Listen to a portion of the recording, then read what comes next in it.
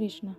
आपको अपनी ज़िंदगी में जब कभी भी छोटी से छोटी या बड़ी से बड़ी कोई भी परेशानी आ जाए तो भगवान गीता के यह 30 उपदेश उस वक्त पर आपको बहुत काम आएंगे। यह पवित्र विचार आपके लिए समझना और उसे अपने जीवन में अनुकरण करना बहुत ही आवश्यक है। और यह 30 उपदेश 30 से शुरू होकर पहले उपदेश पर समाप्त होगी। इसलिए वीडियो को आखिर तक ध्यान से सुने ताकि आपके भी जीवन में कल्याण हो सके। गीता का तीसरा उपदेश है अश्वम भुक्तव्यम कृतम कर्म शुभाशुभम। इसका मतलब है कि आपने कोई भी कर्म किया उसका फल आपको जरूर भोगना पड़ेगा।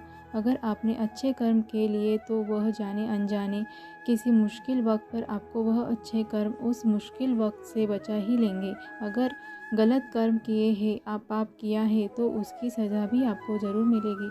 तो इंसान कितना छुपकर कर्म करे, चाहे वो कितना ही चालाकी से कर्म करे, लेकिन कहते हैं ना परमात्मा के ईश्वर के चारों तरफ कैमरे लगे हुए हैं। हमारे एक एक कर्म पर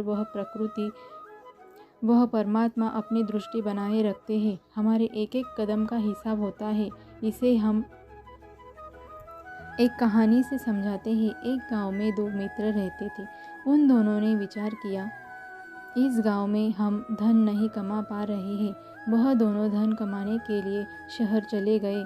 कुछ वर्ष वहाँ रहकर उन्होंने काफ़ी धन कमाया। फिर सोचा कि अब हम अपने घर वापस चलते हैं और हमने अच्छा खासा धन कमा लिया है। उस समय पर यातायात की इतनी सुविधाएं नहीं होती थी।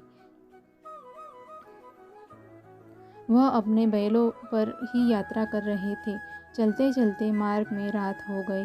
उन्होंने विचार किया कि आज रात हम यही विश्राम करते हैं।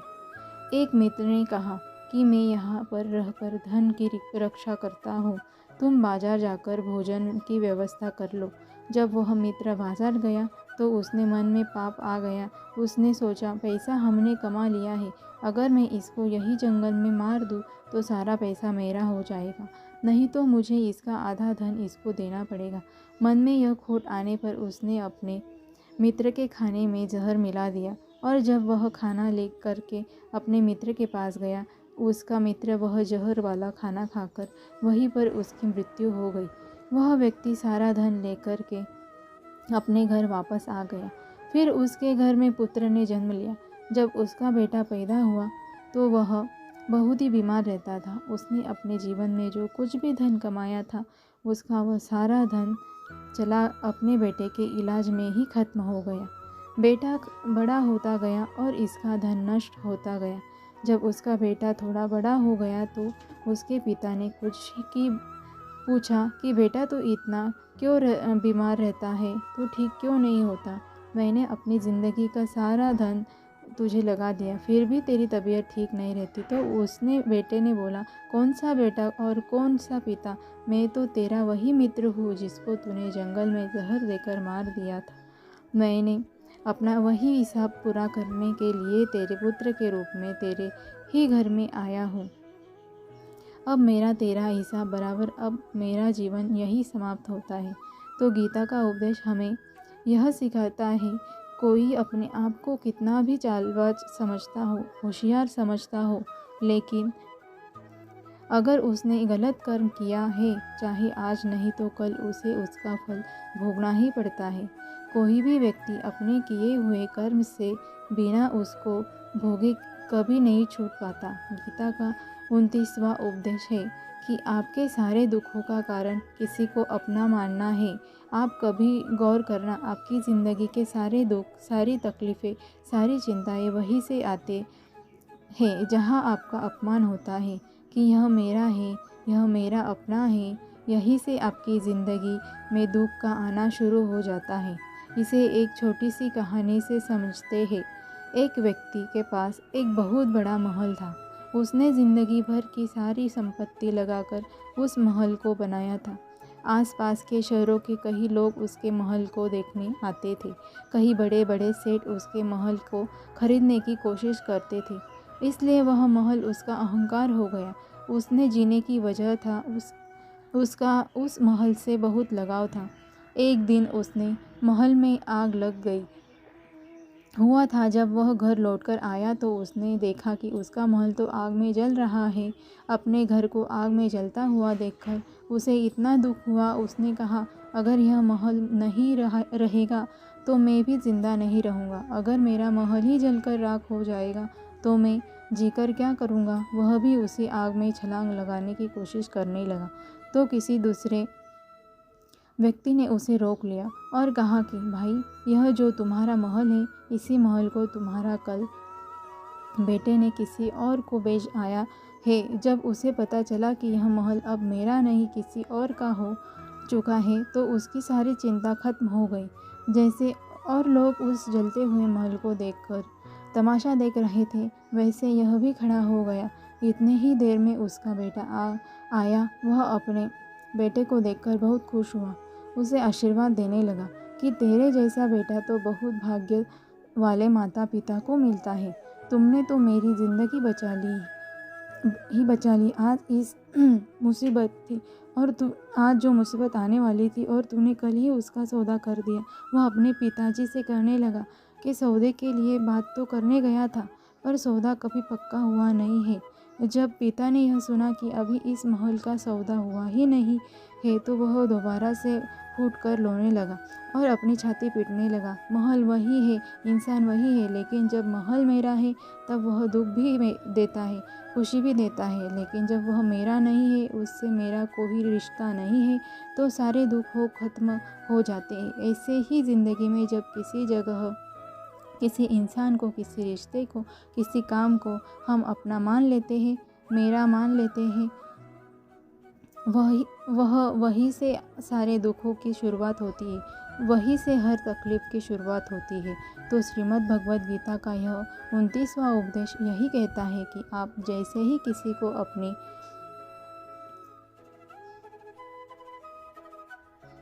मान लेते हो, इसके बिना तो मैं जी ही नहीं सकता, तो फिर वह चीज़, वह इंसान, वह काम आपको बहुत दुख देता है। दोस्तों, इससे पहले कि आपसे विनती है कि अगर आप इस वीडियो से कुछ भी सीख रहे हैं तो इस वीडियो को लाइक और शेयर ज़रूर कीजिए। तो फिर चलिए आगे बढ़ते हैं। गीता के 28वां उपदेश है कि आज मैं जो जियो हल्की बीते हुए कल या अपने आने वाले कल में खोया हुआ रह सकता। आपको ज़िंदगी में खुशी सिर्फ और सिर्फ तब मिलती है जब आप वर्तमान में जी सके, आज के आनंद को जी सके। बीते हुए कल और आने वाले कल का कोई वास्तविक अस्तित्व नहीं होता। वह सिर्फ आपकी बुद्धि और आपके विचारों में होता है। उसे सिर्फ आप अपने मन के अंदर और बुद्धि के अंदर जीते हैं। उसकी कोई वास्तविकता इतनी नहीं होती। उसे सिर्फ आप अपने मन के अंदर और बुद्धि के अंदर जीते हैं। लेकिन जिससे आप वास्तविकता जीते हैं वह आपका आज होता है, वह आपका चल रहा पल होता है। अगर आप अपने मन और बुद्धि को अपने भूतकाल और भविष्य काल में अटका कर रखेंगे तो याद रखना, आप कभी खुश नहीं रह पाएंगे। और अगर ज़िंदगी में खुश रहना चाहते हैं तो आज में और इसी पल में जीना सीखें। गीता का 27वां उपदेश है कि जो आपके साथ अधर्म करे, पाप करे, गलत करे, उसे दंड ज़रूर देना चाहिए। अगर आप उसे सहते हैं तो वह आपके साथ और गलत करता रहेगा। सहते हो तो उसके पाप में आप भी भागीदार हो जाएंगे। अर्जुन श्री कृष्ण से कहते हैं कि जिनसे मैं युद्ध करने जा रहा हूँ यह सब मेरे भाई हैं, मेरे गुरुजन हैं। मैं इनके सामने कैसे हथियार उठाऊं, इनको कैसे मारूं? तो भगवान श्री कृष्ण ने अर्जुन से कहा कि जिन्हें तुम अपना मानते हो वह सभी अधर्मी है, वह पाप के पक्ष में खड़े हैं। और अगर तुम इनका वध नहीं करोगे, युद्ध नहीं करोगे तो समाज में और भी पाप बढ़ जाएंगे। क्योंकि जब कोई ऐसे पापियों को नहीं रोकता है तो यह और भी ज़्यादा पाप करते हैं। ऐसे ही जब आपके साथ कोई गलत करता है, आपको चोट पहुंचाता है, दुख पहुंचाता है और वही आप चुपचाप रहते हो तो उससे सामने वाले का मनोबल बढ़ जाता है। वह आपको कमज़ोर समझने लगता है और आपके साथ गलत करने का वह अपना हक समझने लगता है। लेकिन जब आप उसके गलत व्यवहार को, उसके अधर्म को रोक लेते हैं, उसका विरोध करते हैं, तब वह अपनी सी में रहना सीख जाता है। और यही कलयुग है। अगर इस ज़माने में आपको खुश रहना है तो आपको अपनी रक्षा खुद ही करनी होगी। कोई आपके साथ गलत करे तो उसको कभी नहीं सहना रहना चाहिए, बल्कि उसका सामना करना चाहिए। गीता का 26वां उपदेश है कि किसी से भी हद से ज़्यादा मोह कभी नहीं करना चाहिए। जिससे भी आप सबसे ज़्यादा मोह लगाओगे, देखना वह आपको अवश्य रुलाएगा। मोह की वजह से ही आप किसी के पीछे मरते रहते हैं। मोह की वजह से ही आपको कई बार अपमान भी सहना पड़ता है, और कई लोगों को मोह की वजह से ही अपना अपमान दिखता है भी नहीं है कि सामने वाला मेरी इज्जत तक नहीं कर रहा और मैं इसके पीछे मरा जा रहा हूँ। वह आपकी आंखों पर ऐसी पट्टी लगा देता है कि आपको सच और झूठ दिखाई नहीं देता, आपको किसी इंसान का चेहरा दिखाई नहीं देता।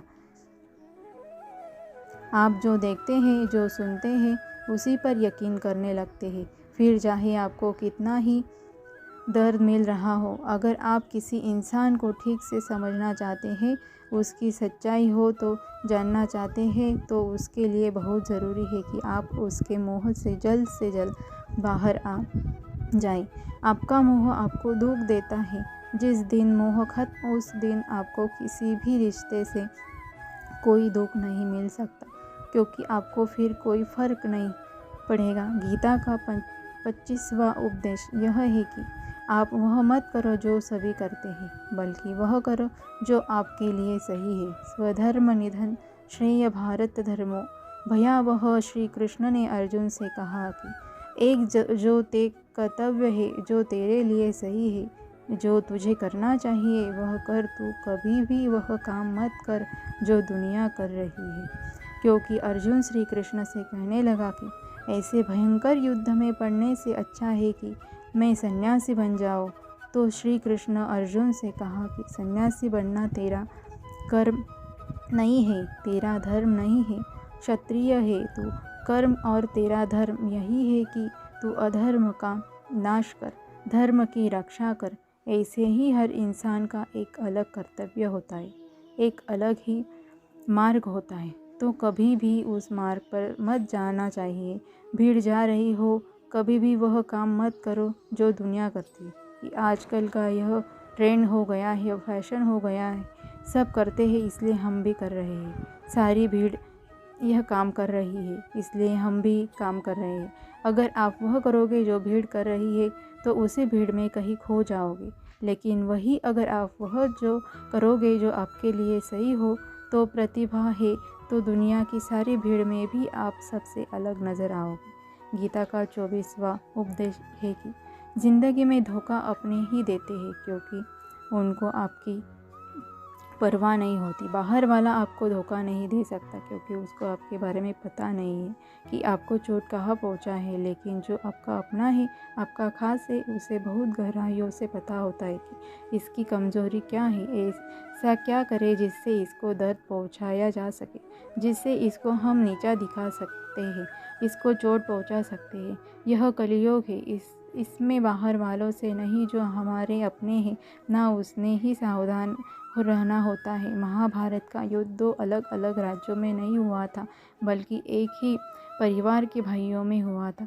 सभी आपस में एक ही वंश के लोग थे। कितनी बार दुर्योधन ने जहर देकर भीम को मारना चाहा, ना जाने कितनी बार दुर्योधन ने पांडवों को जान से मारने की कोशिश की। वह उसका कोई पराया नहीं था, बल्कि उसका भाई था। सारी लड़ाइयाँ घर के अंदर ही होती है, बाहर कौन लड़ेगा। हमसे घर में ही सारे झगड़े होते हैं। तो आपको चोट सिर्फ वही लोग पहुंचा सकते हैं जो आपके अपने हैं। आपको धोखा सिर्फ वही लोग दे सकते हैं जो आपके अपने हैं। गीता का उपदेश है जो इंसान अपनी रक्षा खुद कर सकता, उसकी रक्षा भगवान भी नहीं कर सकते।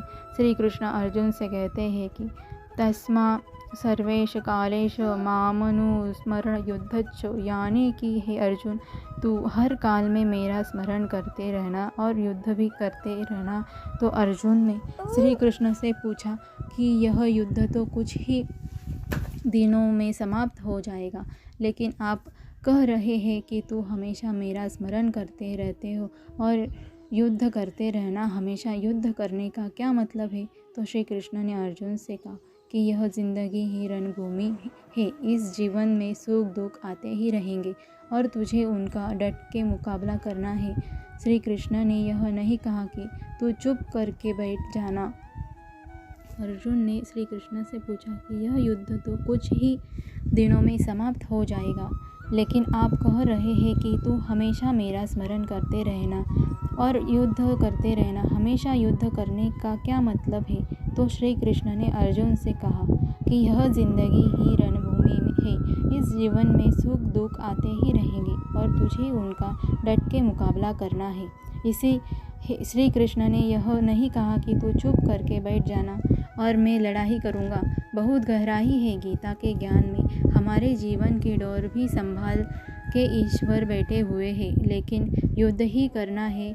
ईश्वर को याद करना है कि हे ईश्वर, मुझे शक्ति देना, मुझे समझ देना, मुझे बुद्धि देना, ताकि मैं अपनी ज़िंदगी की सारी लड़ाइयाँ जीत सकूँ। मैं ज़िंदगी में सही मार्ग पर चल सकूँ, लेकिन आपको अपनी लड़ाई खुद ही लड़नी पड़ती है। जो लोग यह कहते हैं कि हम कुछ नहीं करेंगे, सभी ईश्वर करेंगे, तो कहते हैं कि आलसी इंसान को देखकर तो भगवान भी घबरा जाता है। यह कुछ नहीं करेगा। भगवान ने बुद्धि दी है, समझ दी है। ईश्वर आपको प्रेरणा देते हैं, शक्ति देते हैं, लेकिन आपको अपनी रक्षा स्वयं ही करनी पड़ेगी। गीता का 22वां उपदेश है कि कोई भी ऐसी गंदी आदत खुद को मत लगने देना जो आपकी ज़िंदगी को बर्बाद कर दे। कहीं ना कहीं महाभारत का यह युद्ध एक जुआ की आदत की वजह से ही शुरू हुआ था। सारा खेल वहीं से शुरू हुआ था। एक ऐसी जुआ की लत जहाँ युधिष्ठिर ने अपने भाइयों को दांव पर लगा दिया, अपनी पत्नी को दांव पर लगा दिया। ऐसा जीतने का नशा कि अपना सब कुछ गंवा दिया। ऐसे ही हम भी अपनी ज़िंदगी में जब कोई ऐसी गंदी आदत लगा देते हैं, चाहे वह नशे की हो, मोबाइल की हो, किसी इंसान की हो, गलत काम करने की हो, कोई भी गलत आदत जो आपको बर्बाद कर सकती है, अगर आप उसको नहीं छोड़ेंगे तो आपका सब कुछ ख़त्म हो जाएगा। इससे पहले कि आपकी आदत आपको ख़त्म कर दे, आप अपनी गलत दीजिए। गीता का 21वां उपदेश यह है कि आलसी इंसान कभी कुछ हासिल नहीं कर सकता। अधिकतर लोग सिर्फ योजना ही बनाते हैं कि मुझे बड़ा घर चाहिए, मुझे बड़ी गाड़ी चाहिए, मैं दुनिया घूमना चाहता हूँ, मुझे यह चाहिए, वह चाहिए। यह हर कोई बोलता है, पर मेहनत करना, अपना कर्म करना वह नहीं करते। क्योंकि चाहना तो बहुत आसान है, लेकिन उसके लिए कर्म करते रहना वह बहुत मुश्किल है। हर कोई चाहता है कि मेरा शरीर फिट है, लेकिन उसके लिए एक्सरसाइज करना वह मिलता है और ना ही अच्छा जीवन मिलता है। मैं कुछ पाना चाहती हूँ, आलस्य को अपनी ज़िंदगी से दूर करना चाहती हूँ। आपको कुछ मिलने वाला तो नहीं, लेकिन जो आपके पास है ना, वह भी गवा दोगे। गीता का 20वां उपदेश यह है कि ज़िंदगी में अगर खुशी चाहते हो तो मन की गुलामी त्याग कर दो।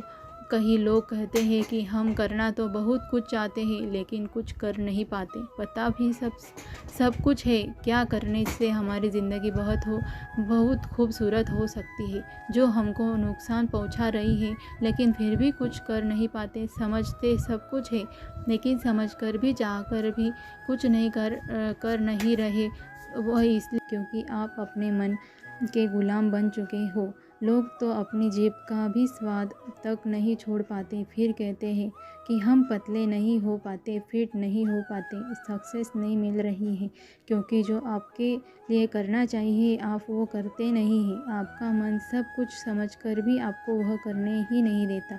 इसलिए ज़िंदगी में अगर आगे बढ़ना है तो अपने मन के अनुसार चलना छोड़ दो। जो आपके यह सही है, वही आपको करना चाहिए। गीता का 19वां उपदेश यह है कि जो आपका है वह आपको मिलकर ही रहेगा, और जो नहीं मिला है उसके लिए रोना छोड़ दो। आप जिसके लिए जितना रोओगे वह चीज़ आपसे उतना ही दूर चली जाएगी, और जो चीज़ आपकी सच में है वह कहीं ना कहीं से आपके पास ज़रूर पहुंच जाएगी। इसलिए जो आपको ज़िंदगी में हासिल नहीं हो रहा है, हासिल नहीं हुआ है, उसका पछतावा करना, उसके लिए रोना आपको बिल्कुल बंद कर देना चाहिए। गीता का 18वां उपदेश यह है, आप संसार में जितना प्रेम लगाओगे उतनी पीड़ा का अनुभव करोगे। गीता का 17वां उपदेश यह है कि जिस इंसान को बात बात पर गुस्सा आता है, सुख और शांति उसके जीवन में कभी नहीं आ सकते, क्योंकि जो इंसान बहुत ज़्यादा क्रोधी होता है उसके सारे मित्र उसे छोड़कर चले जाते हैं।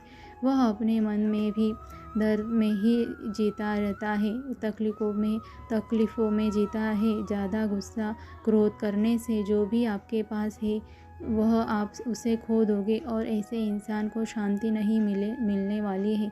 इसलिए अपनी ज़िंदगी में शांति अगर चाहते हो तो गुस्सा करना छोड़ दो। चाहे गीता का 16वां उपदेश है कि चाहे आप किसी की मदद करें या ना करें, लेकिन जानबूझकर कभी किसी का दिल नहीं दुखाना चाहिए, क्योंकि जब आपकी वजह से किसी का दिल दुखता है ना, तो यह याद रखना आपको कभी वही दर्द एक दिन ज़रूर मिलेगा। लेकिन जब आप किसी का दिल दुखाते हैं तो आपको भले पता ना चलता हो, लेकिन जब भी आपका दिल दुखाता है तब आपको समझ में आ जाता है कि दिल पर चोट लगने की वजह से कितना दर्द होता है। इसलिए चाहे आप किसी की मदद करो या ना करो, लेकिन किसी का दिल कभी नहीं दुखाना चाहिए।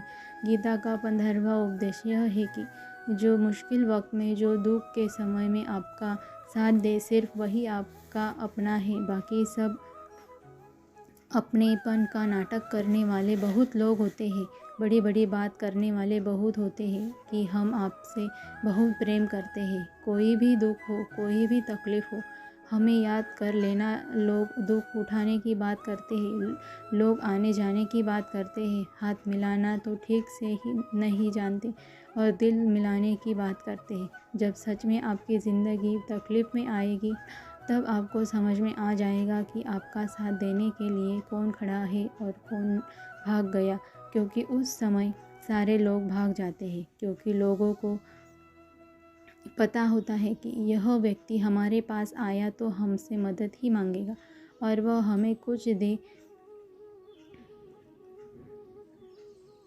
दे नहीं पाएगा। लोग आपसे सिर्फ तभी रिश्ता आपसे उन्हें कुछ फ़ायदा हो सकता है, लेकिन जब लोगों को यह पता चल जाता है कि उनको आपसे कोई फ़ायदा नहीं होने वाला, बल्कि उनको तो आपकी मदद करनी पड़ेगी, तो वह आपको दूर से ही देखकर भाग जाते हैं। इसलिए जो आपके मुश्किल वक्त में आपका साथ देते हैं, खड़ा होते हैं, अपना होता है, वह है। बाकी इस दुनिया में सब पराए होते हैं, क्योंकि सिर्फ अपना अपना कह देने से कोई अपना नहीं हो जाता। गीता का 14वां उपदेश है कि जो भी होता है अच्छे के लिए होता है, और जो हो रहा है वह भी अच्छे के लिए ही हो रहा है, और जो आने वाले भविष्य में होगा वह भी अच्छे के लिए ही होगा। वैसे ही यह बहुत गहरी बात है। कुछ चीज़ें ज़िंदगी में ऐसी होती है जो हमें लगता है कि मेरे ही ऐसा क्यों हुआ, मेरे साथ ही होना था यह सब, लेकिन जब वह वक्त गुजर जाता है, एक दिन हमको समझ आ जाता है कि अगर हमारे साथ यह सब नहीं होता तो आज हम यहाँ होते। अगर मेरे साथ यह सब नहीं होता तो शायद हमारी ज़िंदगी और भी बर्बाद नहीं होती। इसलिए अगर हमें यह समझ में आ जाए कि ज़िंदगी में जो कुछ भी हो रहा है वह अच्छे के लिए हो रहा है, तो जीवन में हमेशा खुश रहेंगे। गीता का 13वां उपदेश है कि हर काम को समझदारी से करना ही योग होता है। योगा कर्म सुकौशलम। कई लोग काम तो करते हैं लेकिन उन्हें हासिल कुछ नहीं होता। बहुत लोग कहते हैं कि हम तो मेहनत बहुत करते हैं तब भी ज़िंदगी में सफलता हासिल नहीं हो रही है, लेकिन सच्चाई यह है कि बहुत कुछ करने से, बहुत मेहनत करने से आपको सफलता नहीं मिलेगी, लेकिन सही तरीके से, सही समझ के साथ काम करने से आपको ज़िंदगी में सफलता अवश्य मिलेगी। गीता का 12वां उपदेश